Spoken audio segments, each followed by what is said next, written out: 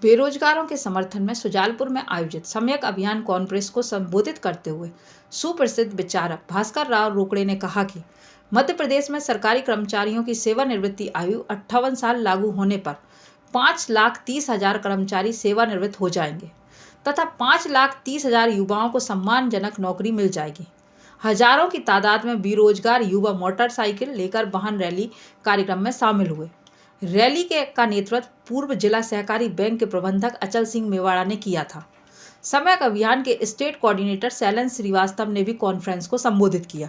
कुरवाई क्षेत्र के कोऑर्डिनेटर सुनील बोरासे ने सफल मंच संचालन किया। आम सभा का आयोजन सिटी क्षेत्र के मैरिज गार्डन में किया गया। हजारों लोग आम सभा को सुनने पहुंचे।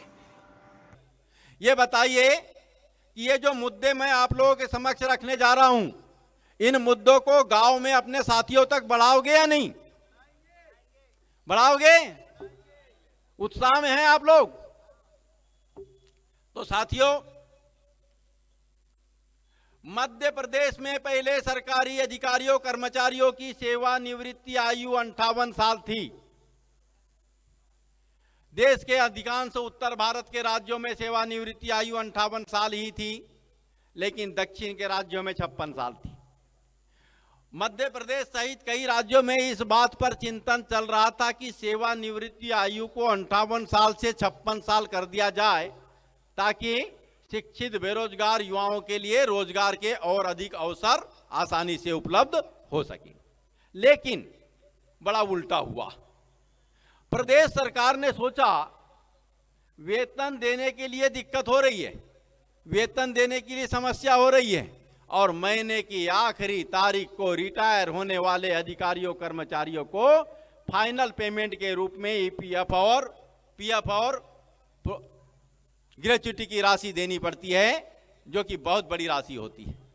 तो उस राशि को देने में ही प्रति माह की आखिरी तारीख को जो रिटायर होते हैं उनको 400 करोड़ रुपए देने पड़ जाते हैं, और साल भर में 5,000 करोड़ हो जाते हैं।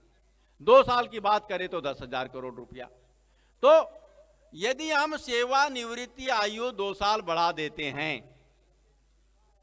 तो निश्चित रूप से ये 10,000 करोड़ रुपए बच जाएंगे, और ये 10,000 करोड़ रुपए हमारे दूसरे काम में आ जाएंगे। इस आशय के साथ सरकार ने कुछ आईएएस अधिकारियों को इसके लिए जिम्मेदारी सौंपी कि इसके लिए पूरा प्लान तैयार करे कि किस किस प्रकार से इसको लागू कर सकते हैं। तो आईएएस अधिकारी ने रिपोर्ट दिया। रिपोर्ट क्या दिया? आईएएस अधिकारी ने रिपोर्ट में कहा कि साहब, कर्मचारी जब से नौकरी करने जाता है तब से पहले महीने से ही उसके ग्रेच्युटी और पीएफ की राशि सरकार के पास जमा होने लगती है, और सरकार का वित्त विभाग उस राशि को निवेश प्रणाली में डालता है। निवेश प्रणाली से जो आय होती है तो सरकार का वित्त विभाग उसे कर्मचारियों को मिलने वाली सुविधाओं में समायोजित करता है।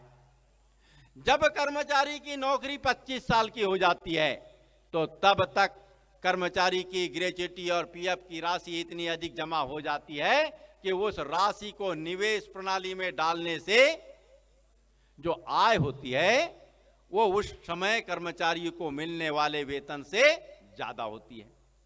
अर्थात जिसने 25 साल की नौकरी कर लिया उसको वेतन देना नहीं पड़ता सरकार को अपना तिजोरी का ताला खोल करके, क्योंकि उसका जो पैसा जमा है उससे जो आय हो रही है उसी से उसके वेतन की पूर्ति हो जाती। दूसरी बात, यदि ये रिटायर होते हैं तो अपनी राशि एक मुश्त तो लेके चले ही जाते हैं, इसके साथ साथ वेतन की आधी राशि के बराबर की राशि उनकी पेंशन के रूप में जाने लगती है। अब पेंशन कहां से दे, क्योंकि वो तो अपना पैसा लेके चले गए हैं, तब फिर तिजोरी का ताला खोलना पड़ता है, तिजोरी पर भार पड़ता है। तीसरी बात, यदि ये रिटायर होते हैं तो इतने ही कर्मचारियों को नियुक्ति देनी पड़ती है, और जब इन कर्मचारियों को नए कर्मचारियों को नियुक्ति देते हैं तो इनके वेतन का भार सरकार पर आ जाता है। इस प्रकार 3 प्रकार का भार सरकार पर पड़ता है। इसलिए हर तरीके से सेवानिवृत्ति आयु बढ़ाना फायदेमंद है। तो सरकार ने इस रिपोर्ट के बाद में 2 साल सेवानिवृत्ति की आयु बढ़ा दी। 58 साल से सेवानिवृत्ति आयु कितने साल हो गई? 60 साल हो गई। अब देखा गया कि ये 2 साल जब सेवानिवृत्ति की आयु बढ़ाई गई बड़े फायदे में रही। सरकार ने सोचा कि भाई न रिटायर होने वाले को एक मुश्त राशि देनी पड़ रही है, न इनके वेतन का भार हमारे ऊपर पड़ रहा है, न इनके स्थान पे नई नियुक्ति हो रही है उनको वेतन देना पड़ रहा है, न पेंशन का भार है। तो सरकार ने सोचा और भी क्यों न सेवानिवृत्ति की आयु बढ़ा दी जाए। तब सरकार ने और 2 साल बढ़ाने का निर्णय ली, लेकिन IAS अधिकारियों ने रोका। बोले भाई एक साथ अगर सेवानिवृत्ति आयु बढ़ा देंगे तो बड़ी दिक्कत खड़ी हो जाएगी, युवा सड़क पर उतर आएंगे, आंदोलन होने लगेंगे। तो आप पहले पायलट प्रोजेक्ट के तहत कुछ कर्मचारियों की सेवानिवृत्ति आयु 2 साल बढ़ा दीजिए, और यदि उसका विरोध नहीं होता है तब सबकी बढ़ा दीजिएगा। तो पायलट प्रोजेक्ट के तहत सरकार ने डॉक्टर्स प्रोफेसर्स की सेवानिवृत्ति आयु बढ़ाकर 62 साल कर दी, और बोले देखते हैं 2 साल तक कोई विरोध नहीं हुआ तो सबकी 62 कर देंगे। कोई विरोध नहीं हुआ। युवाओं का समझ ही नहीं आया कि ये सेवानिवृत्ति आयु बढ़ाने से क्या नुकसान हो सकता है, एक कारण। या अगर समझ भी आया तो युवाओं ने ये सोचा कि अगर हम आंदोलन करने जाते हैं, धरना प्रदर्शन चक्का जाम करने जाते हैं, हम लोग के खिलाफ प्रकरण दर्ज हो जाएगा, और प्रकरण दर्ज अगर हो गया तो हमारा कैरियर चौपट हो जाएगा। इस आशय के साथ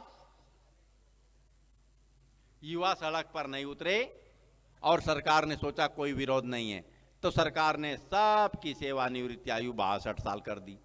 अब सरकार ने 62 साल सेवानिवृत्ति आयु सबकी की, उसके साथ ही विचार करने लगी कि अब धीरे धीरे इसको 70 साल तक ले जाना है, और इस आशय के साथ सरकार ने पुनः पायलट प्रोजेक्ट के तहत डॉक्टर्स प्रोफेसर्स की सेवानिवृत्ति आयु को 65 साल कर दिया, और बोले 3 साल देखते हैं, अगर विरोध नहीं हुआ तो सबकी सेवानिवृत्ति आयु 65 साल कर देंगे। और वो 3 साल पूरे हुए, ये अप्रैल 2022 की बात है।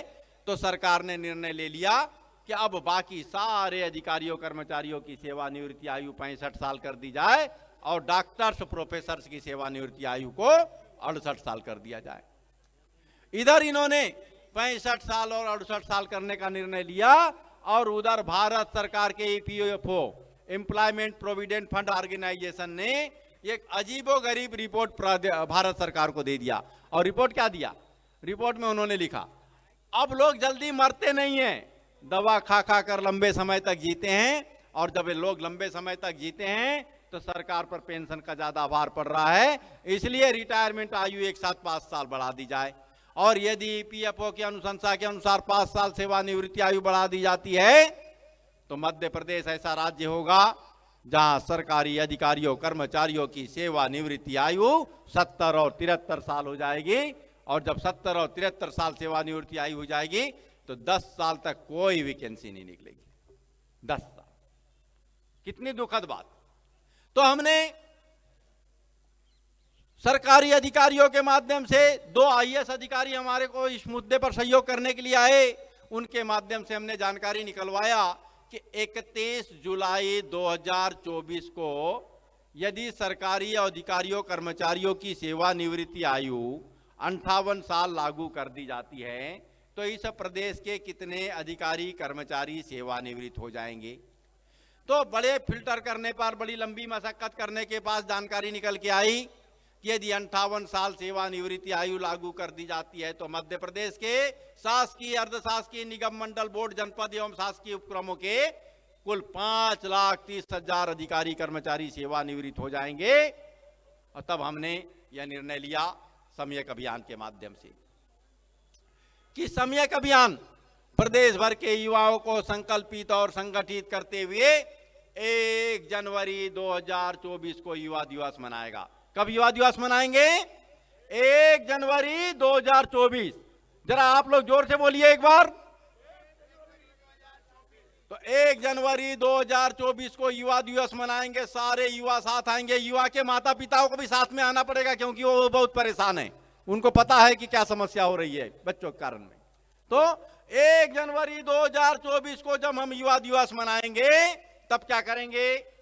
प्रदेश सरकार के सामने ड्राफ्ट रखेंगे, उस ड्राफ्ट में लिखा होगा मध्य प्रदेश में तत्काल प्रभाव से शासकीय अधिकारियों कर्मचारियों की सेवानिवृत्ति आयु 58 साल लागू की जाती है और इसका सुनिश्चित क्रियान्वयन 31 जुलाई 2024 को कर दिया जाएगा। जैसे ही सरकार के हस्ताक्षर होते हैं मध्य प्रदेश में 5,30,000 अधिकारियों कर्मचारियों का सेवानिवृत्त होना तय हो जाएगा और 5,30,000 युवाओं के लिए सम्मानजनक सरकारी नौकरियों का मार्ग प्रशस्त हो जाएगा।